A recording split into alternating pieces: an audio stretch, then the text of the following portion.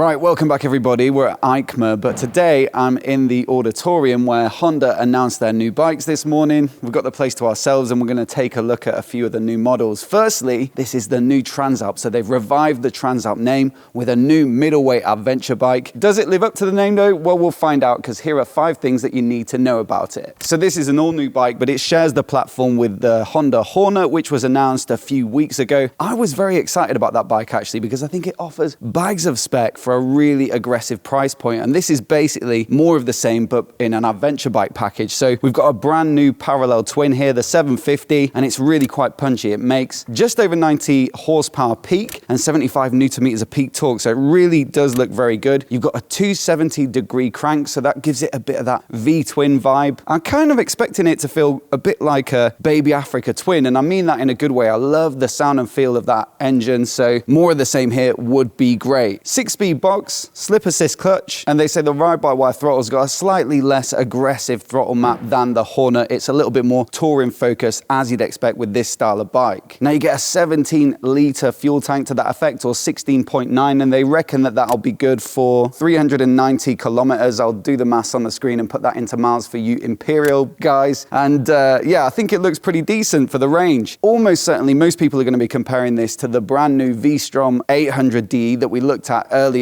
And actually this is coming in a little bit more powerful than that bike. So 90 horsepower peak versus the 82 of that bike. And also the other big seller in this market is the Tenere 700 from Yamaha. That makes more like 72 horsepower. So this looks like the best of the bunch, but obviously we'll reserve judgment on how the engine performs until we actually get to ride one. Let's have a quick look at the chassis. So it's a new steel diamond frame. It's also got a welded subframe. So maybe that's something that is an advantage of the Suzuki, is it's bolt on. So if you damage it, you can swap it out easier. But still, they've really put some work into making this lightweight. They say it's an 18.3 kilogram frame, and the total curb weight of this bike comes in at 208 kilograms, which really isn't bad at all. And I think it should be nice and agile. It certainly looks super slim here as well, very narrow in the waist, so it should be easy to maneuver and make for a decent off-roader. Now, suspensions from SHOWA, you've got an upside down fork at the front and then a SHOWA monoshock at the rear. Preload adjustment, both front and rear. No compression or rebound damping adjustment, but the thing with the preload is you can get the bike properly set up if you do want to take it touring. So if you're two up and you got luggage, that's where you need to adjust the preload to get the stance right and get the sag right. So that's a key feature. You've also got a 21-inch front wheel on this bike, which will give it more off-road ability, so it should roll better over rougher terrain, and also an 18-inch rear, again to the same effect. But also the key thing with that is that you're going to get a good selection of off-road bias tires for a 21 front and 18 rear. Spoked, they take inner tubes as well, so it really depends on your preference as to whether that's a good thing or not. And then on the braking front, we've got a pair of 310mm discs here, 2-pot NISSIN calipers, so not super aggressive, not like the radially mounted calipers on the Hornet, but that's probably to give them a bit more progression and make them a bit less bitey, which might be advantageous on less grippy surfaces like gravel. Now we've got a choice of sort of semi-on and off-road tires, so Metzler Karoo Streets on this, but I think you can also spec it with Dunlop Mixtour. And what I will say as well on the chassis front is it's quite a tall bike, so 850mm in the seat. So I can just about touch the floor at 5'9".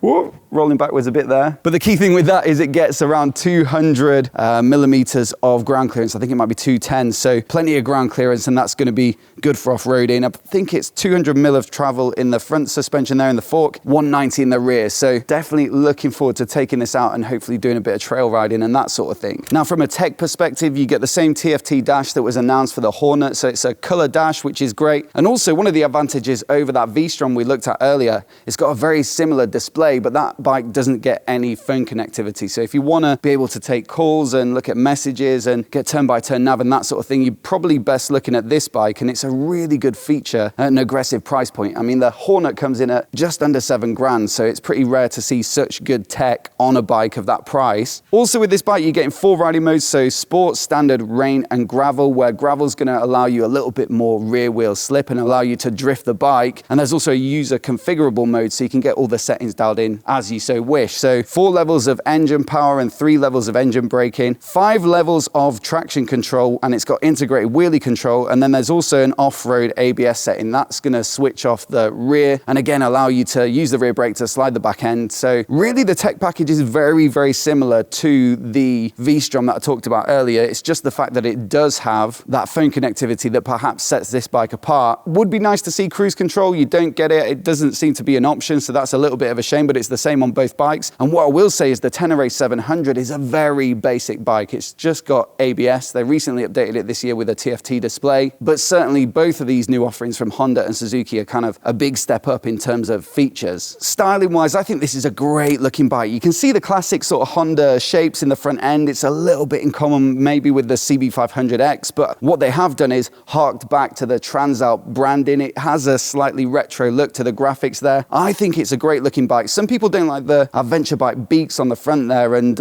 maybe the fact that this doesn't have that will make it a little bit more appealing, but I think across the whole bike with the gold rims, the blue, white and red, it's got a little bit of that Africa Twin vibe as well, and I just think the whole thing looks absolutely brilliant. It's really a bike that you'd love to open the garage to. Price wise, we've not got a price confirmed, but again, let's look at the competition. I mean, the Tenere 700, almost certainly that's going to be around the 10 grand mark for next year. The price isn't confirmed for the Suzuki, but they're estimating it will come in around the 10 grand mark. So I think that should probably be the goal for this bike, to be competitive. So hopefully it'll be somewhere near. As always, I'd love to know what you think of it. Let me know down in the comments below. And if you want to see all the videos we're publishing here at EICMA, click on this playlist down here and we're going to upload everything there. Thanks for watching. See you in the next one.